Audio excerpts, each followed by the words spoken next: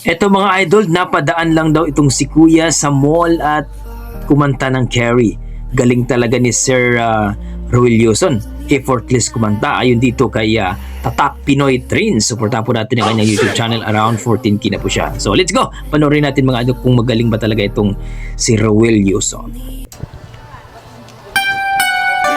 Ayan!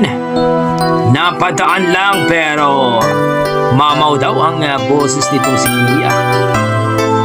Mukhang sa SM to Malajobit daw ang boses nito. Wow!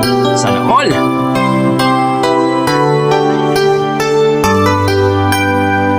When lights go down, Wow! I see no reason for you to cry. We've been through this before, in every time, in every season. God knows I try, so please don't ask for more. Can you yeah. see it in my eye? This might be our last goodbye. What? Carrie, Carrie, there's the change, my friend. Oh, Carrie, Carrie, Grabe ang maybe boses. we'll meet again somewhere again. I read your mind with yeah. no intention of being unkind. I wish I could explain it all this time. Full of patience, keep it sublime. How come I feel no pain? Can you see it in my eye? This might be our last goodbye.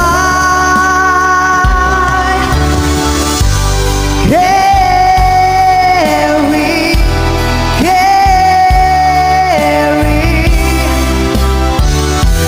Galing! there's the change, my friend. Oh, Carrie, Carrie, maybe we'll meet again.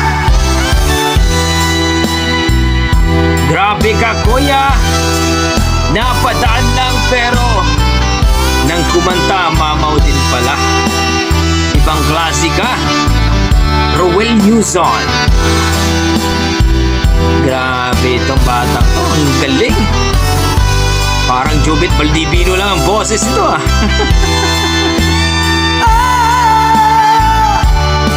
Can you see it in my eyes? But this might be your last goodbye.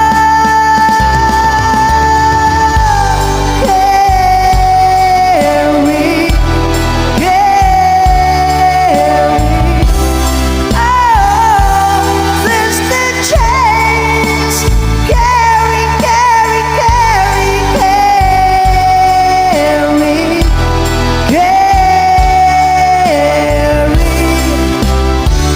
Maybe we'll meet again somewhere again. Sulit, grabe. When lights go down. Malupit.